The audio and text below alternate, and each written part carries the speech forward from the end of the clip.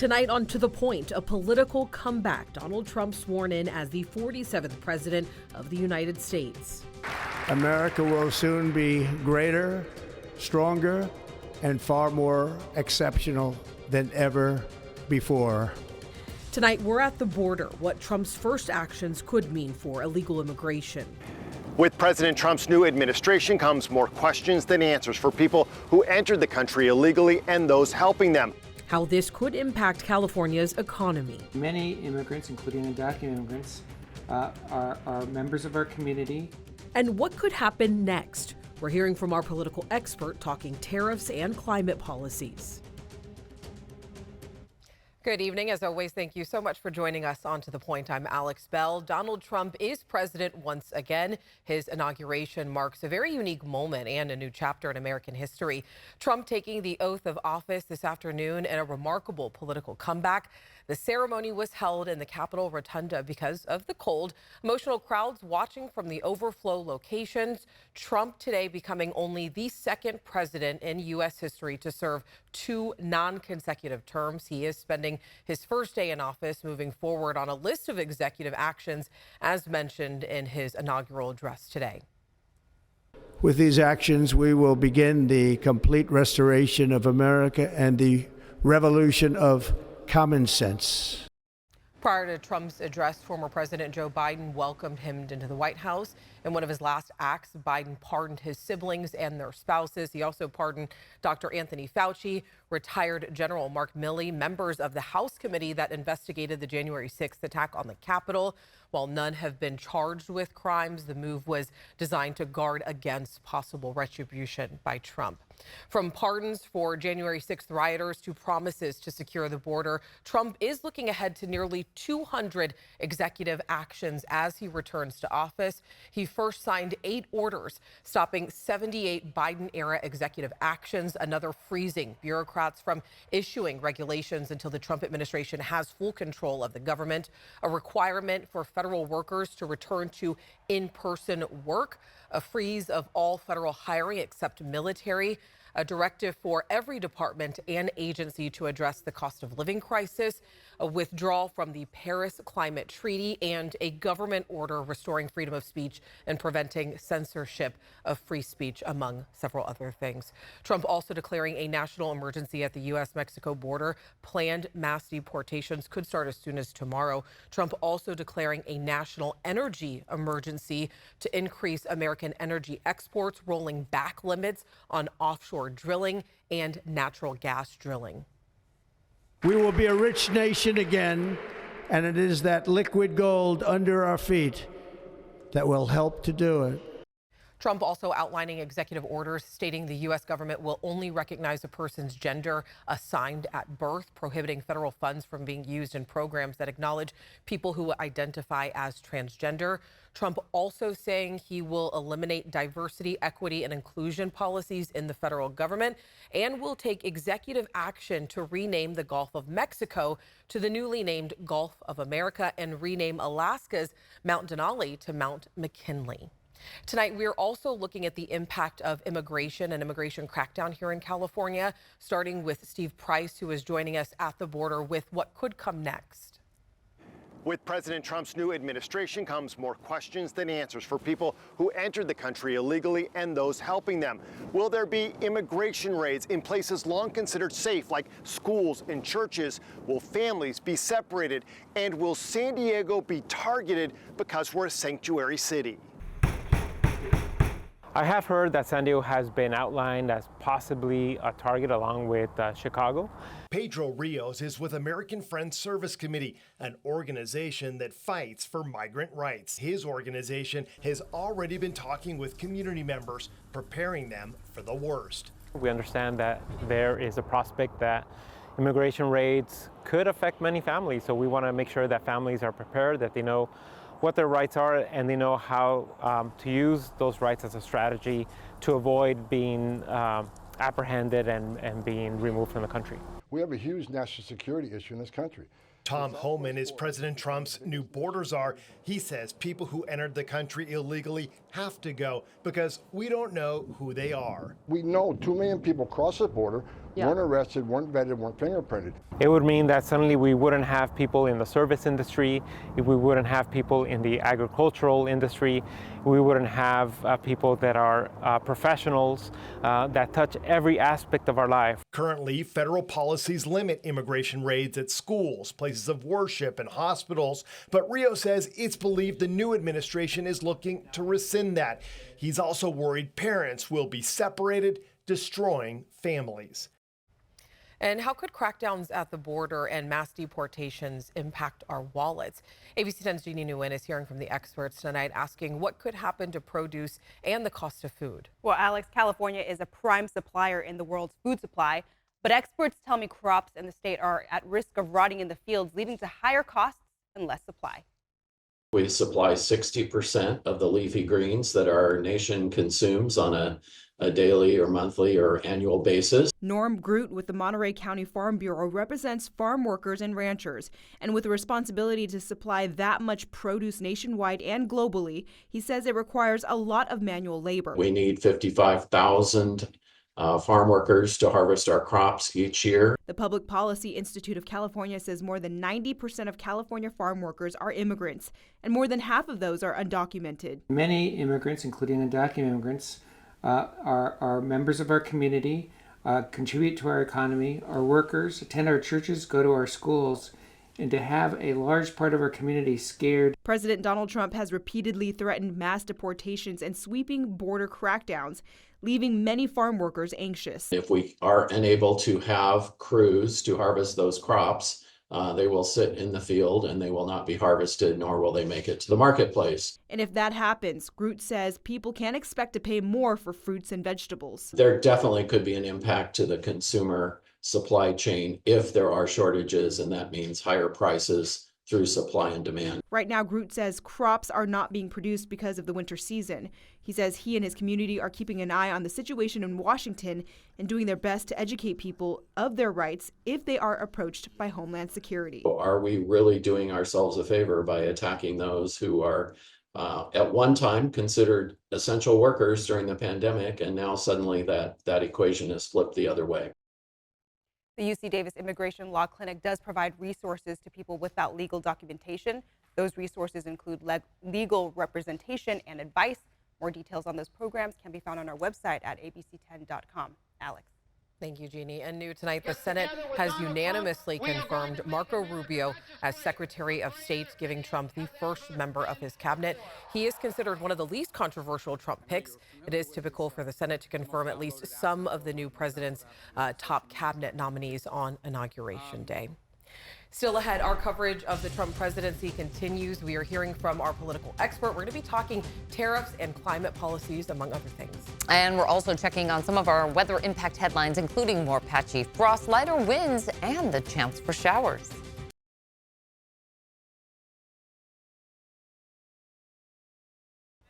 Today is Martin Luther King Jr. Day, which is the day to commemorate Dr. King's life and legacy. Several events were held around Sacramento to honor the holiday, including the March for the Dream. Thousands of people showed up today to march in the Land Park area, and this was the 43rd year of this event. And people that were out, early this morning, take a look at that, wearing hats and gloves and scarves. I mean, it was a chilly morning today. Especially in the shade. Once you got in the sun, it was okay. But yeah, that was a beautiful and dry walk for today, but chilly. Morning lows starting off in the upper 20s to right around the mid 30s up and down the valley. Teens to near 20 up top for this year, with a near repeat again for tomorrow morning. Highs for today warm nicely into the 60s, slightly above average, whereas conversely, those morning lows started off below average. Still tracking some weather alerts in Southern California. We have the winds up north, but below our critical fire danger threshold. For Southern California, with those dry conditions, we have our red flag warning and high wind warning in effect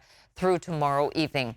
Our local forecast for tomorrow, lighter winds for tonight will continue through tomorrow, with morning lows in the 30s, highs in the upper 50s to right around the lower 60s. Sunrise at 7:19 and that sunset at 5:16. Our burn status for tomorrow, Sacramento County is legal to burn, but no burning unless registered for San Joaquin and Stanislaus County. Without the winds, we're going to see a lot of that wood smoke staying very close to the surface, but changes are just around the corner. If nothing else, we get into a cooler weather pattern by by the weekend and tracking the potential for some showers as well.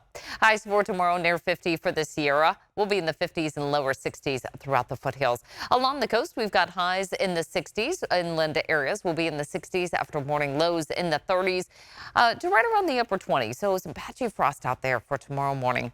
Looking at our 5-day regional forecast, dry through the work week. And then as we get into the weekend forecast, we'll track that slight chance of showers coming in mainly for the east side of the state. The west side of the state along the coast, we're going to keep it dry here with highs generally starting to cool. We'll be in the upper 50s for tomorrow, lower 60s Wednesday and Thursday. And then for the weekend outlook, starting to see that slight chance of showers. If nothing else, we'll see those highs in the 50s.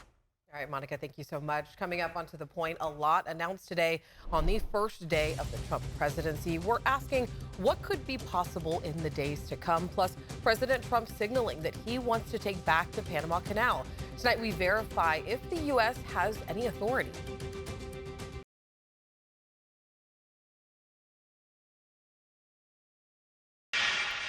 Welcome back. We are continuing to follow the first day of the Trump presidency. Right now, what you're looking at is a live look at the Liberty Ball. And this is just one of many inauguration parties tonight in Washington, D.C. Of course, this is something we are going to continue to follow as the night unfolds. But I want to turn now to our political analyst. We are joined once again by Mr. Steve Swat. Thank you so much, as always, for being here. As we know, it's President Donald Trump's first day in office. We know that he is signing executive orders. As we wait for more on what he's signing, again, this is changing every minute, every hour. We're something that we're following. I do want to talk about some of the things that he stressed today during his inaugural speech, one of those being tariffs. So I want to play some sound from his speech earlier today on what he had to say about tariffs. I will immediately begin the overhaul of our trade system to protect American workers and families. Instead of taxing our citizens to enrich other countries, we will tariff and tax foreign countries to enrich our citizens. So first, Steve, I want to ask you, why is Trump wanting to impose these tariffs? Well, he believes it's going to bring in a lot of money to the U.S. Treasury and to the growers, for example, and other manufacturers. But in fact, tariffs are really a tax on imports or exports overseas. And it's the importers who pay those taxes, and they often pass those on to consumers. And that's why a lot of economic experts believe that higher tariffs on Canada, for example, Mexico, China, could result in more inflation. Yeah, that's what I was going to ask you is what are people saying on both sides of the aisle about what this, these tariffs could do not only to consumers, but also businesses and the economy? Well, on the positive side, they're talking about relying less on foreign goods and services and then relying more on American-made goods. And so that sort of helps the American manufacturers and growers and things like that. But there's a real potential problem because what if one of these other countries, China, for example, or even Canada or Mexico, decides to retaliate? And then they would put tariffs on U.S. goods being exported overseas or to other countries, and that would make them less valuable, less able to sell their products, and that would really hurt a number of industries. In California, for example, almonds rely heavily on exports. Yeah. Wine, for example, also dairy products. When do you expect him to impose these tariffs? Well, a lot of people thought they'd be imposed now, right? Like today. However, he's basically told members of his administration to study which tariffs should be increased and where. And so I think they'll come fairly soon. So they're kind of pausing, taking a look at what it would do. They are. Okay. I do want to talk about immigration. We know that immigration here in California has been a very important and concerning topic for many people here. Our state's agriculture, as you just mentioned, and we talked about at the top of our show, relies heavily on immigrant labor. Can you explain what we know so far about what Trump has said he would do under his new policies, and did we learn anything new today? Well, we certainly learned a few things, and we didn't learn some others. For example, he is focusing primarily today on the border and border issues and keeping immigrants out and migrants from coming into this country. However, and he's going after what he says are the millions and millions, and I'm not sure about that number, of criminals who happen to be undocumented in this country. What we don't know is whether he will go further and beyond the, quote, criminals and just try to get as many undocumented out of this country as possible. There are members of his administration and members of Congress who want him to do that. And that would be devastating, as you heard just a few minutes ago, to California's agricultural industry. I mean, it's a $60 billion industry, the largest in the state of California, and the number of counties that would be hurt are really up and down the Central Valley. And I do want to talk about environmental policies in California, something that we've really talked a lot about here on To The Point. They could be at risk. I want to share what President Trump had to say in regard to electric vehicles specifically. So let's listen to his sound. With my actions today, we will end the Green New Deal and we will revoke the electric vehicle mandate, saving our auto industry and keeping my sacred pledge to our great American auto workers. Trump is, cutting support for Biden's so-called electric vehicle mandate requiring auto manufacturers to cut greenhouse gas emissions by half beginning in 2027.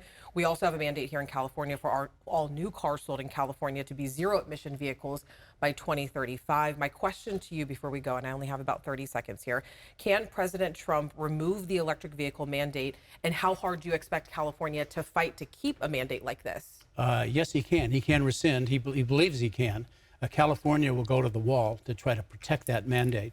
And what's going to happen is we'll end up in court like we did during his first term, where more than 120 lawsuits were filed. And I can tell you right now that those legal briefs are already written. All right, Steve Swat, as always, thank you so much. We really appreciate it. You're welcome. All right, Trump also expressed his desire to take back the Panama Canal. He claims that the U.S. is being overcharged and treated unfairly. And Panama's promise to us has been broken.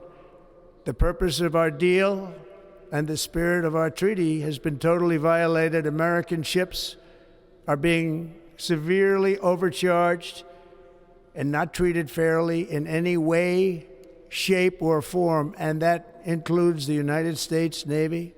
And above all, China is operating the Panama Canal, and we didn't give it to China, we gave it to Panama, and we're taking it back. Trump has previously mentioned the desire to take back the canal, saying that he wouldn't rule out using military force to get it. Casey Decker from our National Verify team looked into what sort of influence America currently has over the canal. The Panama Canal is one of the world's most important waterways, connecting the Atlantic and Pacific Oceans. Hundreds of millions of tons of cargo pass through each year. The United States uses the canal more than any other country, and President-elect Donald Trump says right now, American shippers are paying too much in fees. We're being ripped off at the Panama Canal like we're being ripped off everywhere else. He just said take it back. That's a good idea. Trump has said if fees aren't lowered, America should regain control of the canal. That's led many to wonder, does the U.S. currently have any authority over the Panama Canal? So let's verify using these sources. At the start of the 20th century, Panama wasn't an independent country, but was instead part of Colombia. The U.S. tried to get Colombia to lease the land to build a canal, but Colombia refused. So the U.S. supported a Panamanian independence movement, which quickly succeeded. The new nation immediately agreed to let the U.S. build and run the canal, and it did for decades. Then, in 1977, the two countries agreed to run the canal together until 1999, when Panama gained full control. The terms said the U.S. can intervene only to make sure the canal stays open. For instance, if a military conflict in the region threatened to shut it down. So we can verify, no, the U.S. does not have any authority over the Panama Canal. The president of Panama has responded to Trump's comments, saying, quote, "Every square meter of the canal belongs to Panama and will continue to belong to it." He also said the fees are chosen by experts based on economic factors. With your Verify, I'm Casey Decker.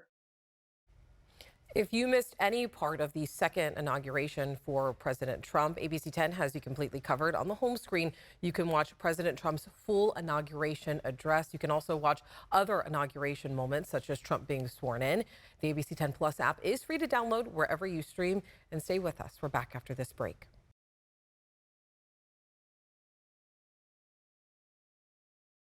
Before we go here, I just want to take a moment to pause. We know that there is a lot of new information out there. We know that things are changing very, very fast. But It is our job as a local news station to make sure that your questions are answered. It is our job to reach out to our local leaders, our elected officials, and our experts to get you those answers. So if you ever have a question or just want more information on something, make sure to reach out to me and the team.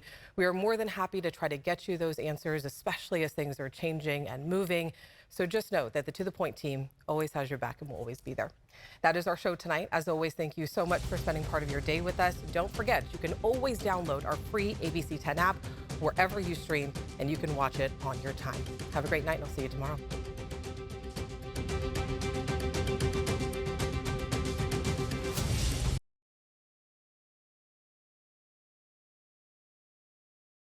Hey, it's Alex. I just wanted to say thank you so much for watching. The To The Point team and I love hearing from you, and I hope that you'll stay in touch. And don't forget, you can always email me and the team at tothepoint@abc10.com, or you can even send us a text message at 916-321-3310.